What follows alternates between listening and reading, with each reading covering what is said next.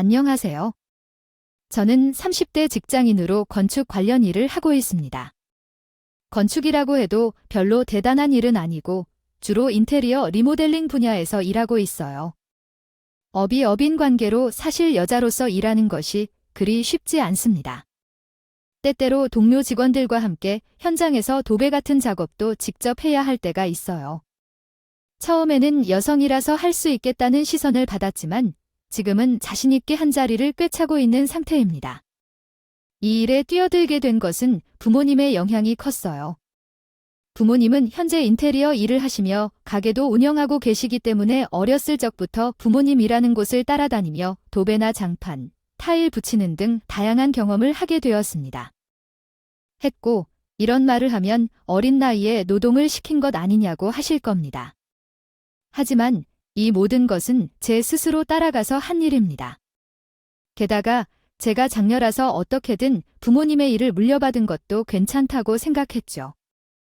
괜히 우리가 너를 어릴 때부터 데리고 다니면서 일을 시킨 것 아닌지 모르겠다. 내가 우리 뒤를 잇겠다고 하니 너 하고 싶은 대로 해도 돼. 왜 이런 힘든 길을 택하겠다는지. 여자애가 말이야. 뭐가 어때?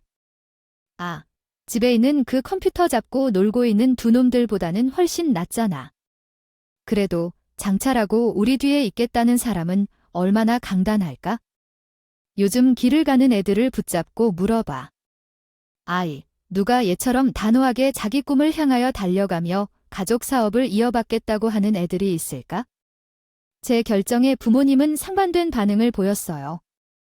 엄마는 고된 일을 하지 않아도 처분하세요. 않을까 싶은 나를 걱정했고 아버지는 오히려 내가 이 결정을 내린 것이 뿌듯하고 자랑스러워 보여 주변에서 자랑을 하고 다녔어요. 둘 다 직접 말은 안 했지만 그래도 어려운 결정을 내리는 나를 걱정하는 마음은 이미 알고 있었습니다. 어쨌든 부모님은 이렇게 힘든 기술을 배워 살아가는 것을 얕보는 친구들도 있고 부모님 직업이 뭐야? 물어봐서 세부적으로 이야기해주면 그거 막노동 아니야. 너희 부모님 막노동으로 일하시는 거야 하며 놀라는 친구도 있고 무시하는 친구들도 있었어요. 하지만 나는 주저하지 않고 일하기로 한 마음은 이미 알고 있었고 그런 나의 부모님을 자랑스러워했습니다.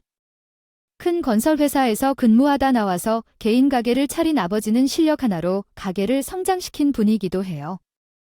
했고요. 오죽하면 인맥을 통해서 멀리 있는 지방까지 내려가서 한참 작업을 하고 돌아오는 일도 많았죠. 자, 제 가족사는 이쯤에서 멈추고 본론으로 들어가자면 할 말이 참 많습니다. 이번 제 사연의 주인공인 예비 신랑과 그 가족은 친구의 소개 덕에 우연하게 알게 된 사이였어요. 예비 시어머니의 친구가 집 인테리어를 부모님에게 맡기며 첫 대면을 하게 됐죠. 당시 기억이 아직도 생생하게 떠오릅니다. 저는 마침 말이겠다, 연차도 썼겠다, 부모님을 도와드리자 싶어 한팔 걷고 일손을 자처했던 날이었죠. 제법 큰 규모의 아파트 건물이었기 때문에 인력을 따로 많이 구해야 했거든요. 비용도 줄일 겸 용돈도 받을 겸 갔던 현장에서 처음 보게 된 얼굴이 바로 예비 신랑이 있어요. 예비 신랑은 저와 같이 20대 중반으로 가태학을 졸업한 나이였어요. 보이는 여자가 도배 작업을 할 때 나는 그것을 보면서 신기하다는 생각을 했다. 그녀가 내게 곧장 말했다. 와, 나이도 매우 어려 보이시는데 왜 이런 일을 하고 다니는 거예요? 혹시 대학에 다니지 않고 이런 일만 하고 다니는 건가요? 처음에는 그런 말에 대꾸하고 싶지 않았다. 무례한 사람이라는 생각이 들었기 때문이다. 그래서 무뚝뚝하게 일만 하고 있었지만 그 다음 날과 그 다다음 날에도 자기 집 리모델링을 위한 것이 아닌 곳까지 찾아와서 제 곁에서 말을 거는 남자가 참 이상하다는 생각을 했다. 그래서 오늘로 연차도 끝나 여기 현장을 나올 일도 없겠다 싶어서 말이라도 한번 걸어보자 싶어 입을 열었다. 저기요, 왜 자꾸 다른 사람이 일하는 곳에 찾아와서 방해를 하세요? 여기는 당신의 집도 아니라고요. 그러자 그 아저씨들이 다 내게 이야기해줬다. 이제야 당신을 알겠다고. 주신 말씀에 대해 정말 궁금했던 건데 혹시 불편하셨다면 지금 사과를 드리고 싶어요. 아, 너와 조금 더 친하게 지내고 싶어서 그러던 건데 좀 이해해 주세요.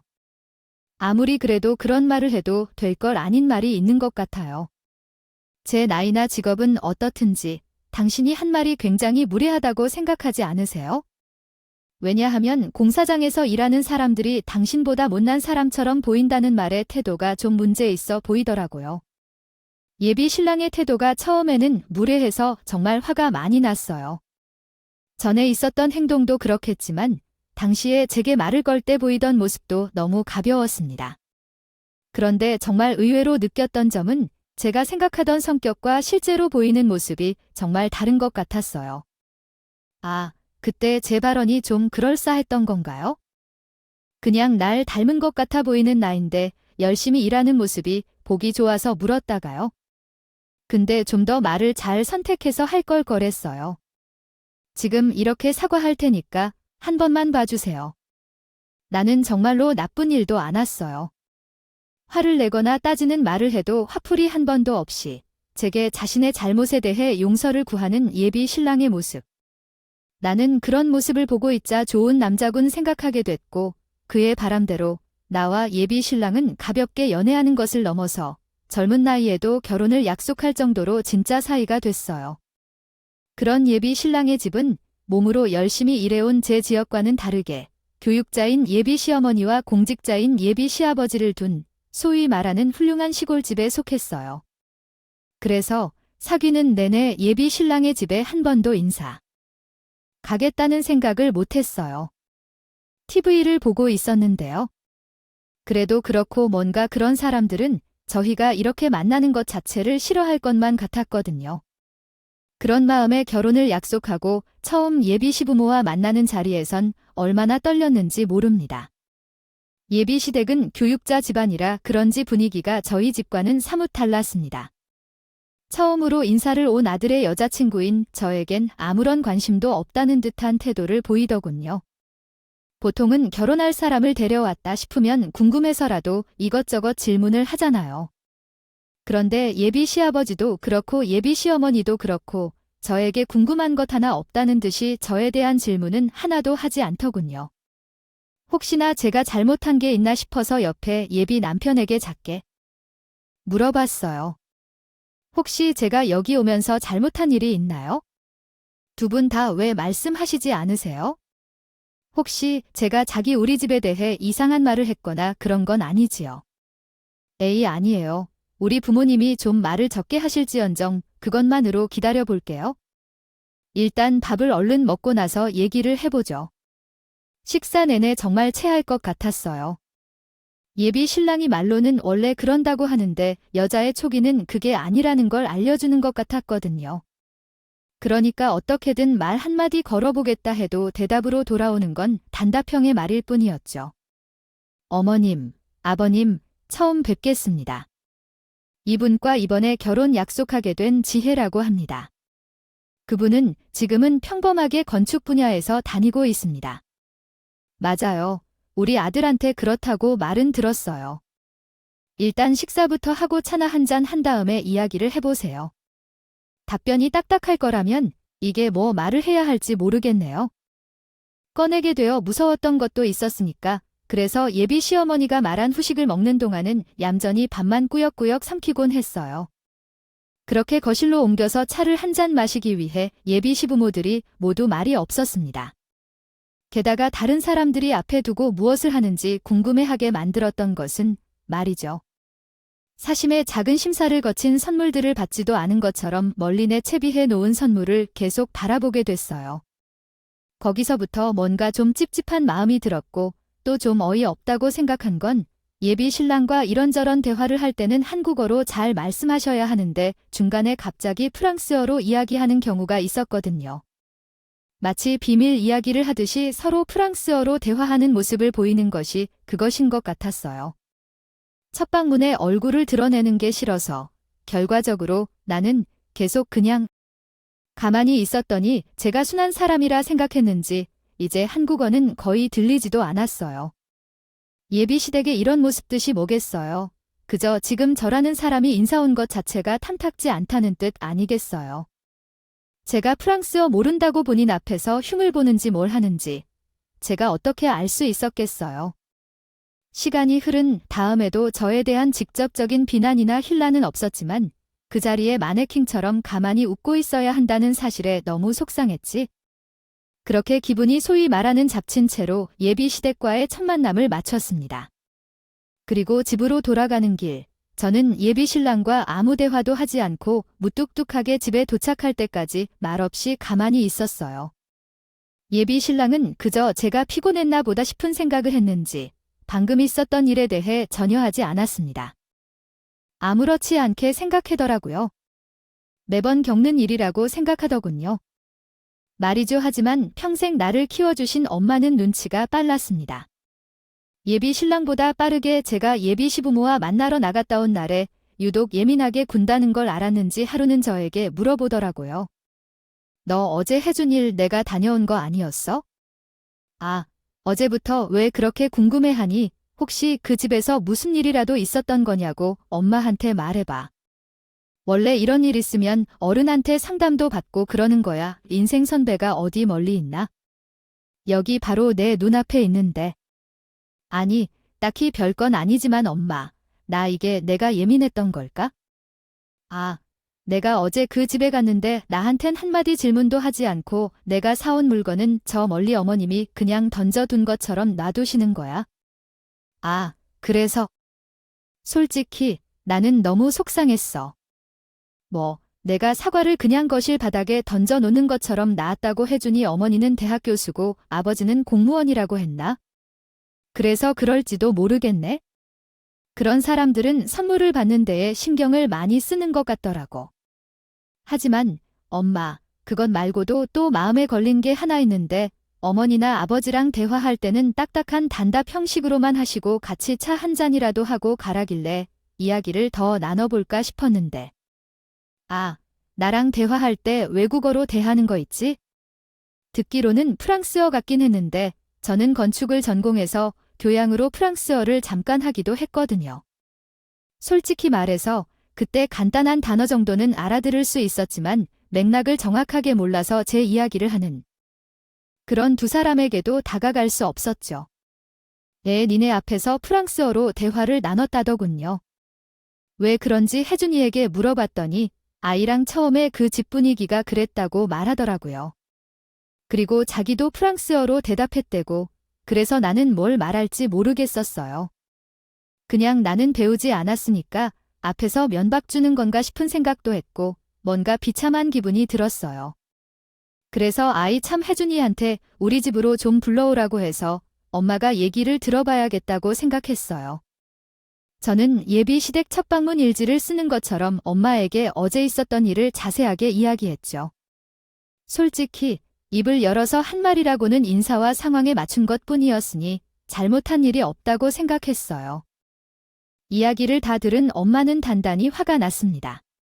나신 표정으로 당장 예비 신랑을 불러달라고 말하더군요. 그래서 전 엄마 말대로 예비 신랑을 집으로 불렀어요. 자네 내가 왜 자네를 우리 집으로 오라고 불렀는지 알겠나? 어제 자네 집에서 있었던 일들 다 들었어. 지금 자네 집안에서 이 결혼에 대해 불만이 많으신가? 솔직하게 이 자리에서 털어놓게 장모님께서 그게 무슨 말씀이신지 우리 부모님이 왜 이 사람과의 결혼에 불만이 많으시겠어요? 라고 하셨습니다. 정말 오해십니다. 자기도 어제 내가 다 설명해 줬잖아요. 아무리 그래도 그지 어떻게 사람 면전에서 가두고 자기들끼리 아는 언어로 대화를 나눠 내가 그 사이에서 받을 민망함이나 쪽팔림은 생각도 안 했어. 아이 참, 정말 그런 건 아니라니까. 그냥 나도 모르게 습관처럼. 그랬던 걸 어떻게 해야 할까요? 우리가 정말 당신을 무시하려는 것이 아니에요? 아무래도 어머니께서 해외의학도를 다녀오신 분이라서 한국어보다 프랑스어를 더 편하게 느끼실 때가 있어서 그랬던 것이 버릇처럼 나온 거라고. 어제와는 다르게 신랑은 엄마 앞에서 당시 상황에 대해 자세하게 설명하려고 하더군요. 마치 변명하는 것처럼 말이에요. 가만히 저희 대화를 듣던 엄마도 이건 아니다 싶었는지 끼어들었어요. 아이 그러면 우리 딸에게 자네 집안에서 왜 그렇게 대하느냐 말이야. 주변에 지나가는 사람을 붙잡고 물어보겠다고 어디서 첫 인사를 한 건데 그런 일을 당했는데도 속상하지 않을 수 있는지. 이게 결혼 반대하고 뭐가 다른지 말이에요. 게다가 들고 간 선물도 내팽개치고 얘가 겪은 속상함을 자네가 이해하길 뭐하나. 그렇지 않아요? 우리 어머니가 원래부터요. 성격이 좀 그러시네요. 낯선 사람을 보면 가리시면서 집에서 가족끼리 프랑스어로 잠시 대화하시고 그러시는군요. 꼭 사람한테만 그러시는 건 아니에요, 아이. 그럼 더 문제지요. 어떻게 사람이 사람을 앞에 두고 그런 몹쓸 짓을 해? 그런 집안에서 우리 애를 쉽게 낼 수 있을까요? 내가 뭘 믿고 우리 애를 자네 집에 보냈다고 말했던 걸까요? 저를 믿어주십시오. 지금 당장은 낯가림이 심하셔서 그렇겠지만 시간만 조금 지나면 마음 문을 열게 되실 거예요. 우리 어머니는 정말 정 많은 분이시고 저도 옆에서 열심히 도와드리겠습니다. 이 사람을 더 이상 속상하게 하지 않도록 말입니다. 예비 신랑의 말에 미심쩍은 눈초리를 하던 엄마는 말했습니다. 자네가 그렇게 말하니 이번만 내가 넘어가겠어. 그러나 두 번 다시 오늘과 같은 일이 있으면 결혼이든 뭐든 상관없이 당장 다 때려 치워버릴 걸세. 아직 부족한 부분이 있으면 추가 문장을 수정해 드리겠습니다. 명심하게 잔뜩 화가 난 엄마에게 한 소리들은 예비 신랑은 그저 싹싹 빼며 어제와 같은 일은 두 번 다신 없다며 엄마와 저한테 고개를 숙여 사과했고 이런 상황이었으니 일단 저도 무신경이 되었고 그런 예비 시어머니를 신경 쓰지 말고 자네 마음 먹었습니다. 평소 봐왔던 모습들이 있으니 한 번은 더 기회를 주자 생각했거든요. 그러던 어느 날 예비 시어머니가 갑자기 저한테 따로 연락을 해서 얼굴 한번 보자라고 말하더라고요. 애초에 별도로 연락을 주고받은 사이도 아니었고 첫 대면에서 그런 식의 대접을 받았기에 시댁 어른들에겐 약간의 거리감이 느껴진 상태였으니 갑작스러운 연락에 잠시 긴장을 했죠. 하지만 이렇게 갑자기 찾으니 무슨 일이지 싶어서 속으로 왜 이러나 싶으면서도 긴장한 상태였습니다. 지혜 씨로부터 만났습니다. 그녀가 인테리어를 꽤 잘한다는 소식을 들었어요. 그래서 내가 있는 대학 학과장의 집 인테리어를 소개해 주려고 해요. 집은 작지 않고 제법 규모가 있으니 돈이 꽤 들 겁니다.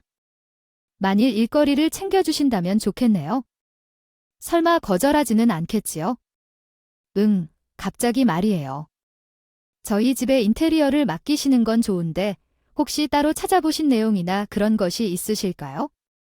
아무래도 부모님 가게에서 할 수 있는 일인지 확인이 필요해서요. 인테리어에 그런 사전 조사들이 필요한가요? 본인이 하고 싶은 디자인에 맞춰서 공사만 진행하면 끝나는 게 아니었어요. 네, 사전에 미리 저희와 디자인도 맞춰보는 게 좋고 직접 방문해서 집 구조를 파악하고 가구나 다른 부가적인 부분들에 대한 세부 정보를 한번 봐주는 것도 좋을 거예요. 그러니까 그 과장분을 우리 가게에 한번 방문해달라고 요청해도 될까요? 그게 더 빠를 것 같아서 그렇죠. 그럼 저가 학과장님께 전달하도록 하죠. 예전에 우리를 방문했을 때 주신 명함 속 주소만 알려주시면 되겠네요. 아이네, 그런데 이렇게 나오신 이유가 뭔가요? 제가 집에 방문했을 때는 분명 편안한 분위기로 기억하고 있었거든요. 아니에요. 처음 만나는 분한테 내 안쪽을 드러내는 게 좀 어려운 거예요. 해외에서 지내신 경험이 많으시다 보니 아마 그런 거겠죠. 어쨌든 좋은 것은 좋은 거니까 학과장님이 인테리어를 원하신다는 말 기억해서 저렇게 찾아왔습니다. 부담되지 않으셔도 돼요. 솔직히 말씀해도 돈으로 엮이는 사이를 좀 나아지게 하는 것 같아서 예비 시어머니가 말한 일은 받기 싫은 마음도 있었습니다. 그래도 한편으로는 부모님 가게까지 생각해 주는 것 같아서 고마운 마음이 들더군요. 처음에는 예비 신랑에게 뭔가 한 소리 듣고 찾아와서 일어나는 건 아닌가 싶은 생각도 들었죠. 하지만 계속 이야기해보니까 정말로 인테리어를 맡기려고 일거리를 들고 온 기분이 들더군요. 그래서 예비 시어머니가 말하는 일을 받기로 했어요. 그런데 예비 시어머니의 대학 학과장이 사람은 부모님이 인테리어 하는 내내 사람을 굉장히 귀찮게 꾸며주셨어요. 아, 교수들은 원래 이런가요? 다들 왜 이리 깐깐한데 보통은 인테리어 하기 전에 분위기나 이런 컨셉을 잡고 진행하게 되는데 번번이 진행하는 도중에 이건 어떠냐, 저건 어떠냐 하며 이러시더군요. 건건 일을 더 하게 만들더라도 사실 저도 이때 같이 부모님의 일을 도와주고 싶었는데 회사 일로 바빴기에 이번 학과 장례 인테리어는 온전히 부모님이 맡아서 하게 되었어요. 그러면서 하루는 집에 돌아왔는데 아빠가 내뱉는 한숨 같은 말을 듣게 된 거예요. 아니, 그 사람은 무슨 조건부가 그렇게 많아? 대학 교수 탑이라는 사람이라고 지금 뭐 젠치하는 건가요? 당신은 그 사람의 요구 듣고 아무 생각도 안 들어. 아이 뭐, 그런 사람이 어디 한둘이냐. 우리가 작업하면서 그런 사람 많이 겪어왔으니까 왜 그렇게 예민하게 듣기만 하고 아무리 그래도 그렇지 사위대론 가족이 소개해줬다는 일인데 어찌 이렇게 귀찮게 돼버린 거야? 아이 서로 아예 모르는 사이였으면 또 몰라. 그 말을 듣고는 자세하게 저도 알게 된 거죠. 지금이요. 일이 결코 좋지만은 않다는 걸 말하고 싶어서 예비 시어머니에게 전화해서 물어보기도 했습니다. 저 어머님, 혹시 학과장 분께서 원하시는 곳이 따로 있었나요? 요즘 작업에 이리저리 손대며 존말이 많다고 그러셔서 그래요? 그런 사람이 아닌데 이상하네요. 일단 내가 잘 말씀드리겠습니다. 아무튼 마지막까지 잘 맞춰서 진행해 주세요. 모르는 사이에 받은 일도 아닌데 그렇게 해줘야겠죠. 예비 시어머니는 학과장에 전달하겠다고 했지만 실상 현실은 별반 다를 바가 없었고 부모님은 과한 요구에 어떻게든 공사를 마지막 단계까지 진행하게 되었습니다. 그리고 공사 막바지에 이르러 잔금을 치르는 날이 되었죠. 잔금을 달라고 하니까 이게 웬걸 학과장이 돈을 주지 않았습니다. 안 타는 겁니다. 이렇게 말하며요. 예를 들자면 잔금이 어떤 잔금인가요? 백 교수가 잔금을 선물로 다 내주겠다고 했는데 저는 모른다는 이야기이니까 그 백 교수한테 물어보시죠. 학과장이 말한 백 교수라는 사람이 우리 예비 시어머니께 있습니다. 이런 상황이었기에 예비 시어머니에게 자초지종을 물었고 예비 시어머니는 아주 뻔뻔하게도 그 이야기를 하는 걸 깜빡했다는 듯이 말하더군요.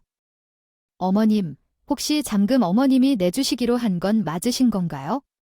부모님이 학과장님께 잔금 치러 달라고 말하니까 어머님이 대신 내주시기로 했다고 하셔서 아 맞다. 내가 그 얘기를 깜빡했네요. 일단 학과장 집에 손댔으니 마무리는 해주세요. 아내가 잔금은 빠르게 실내로 준비해서 보내줄 테니까요. 그래도 어머니께서 그 잔금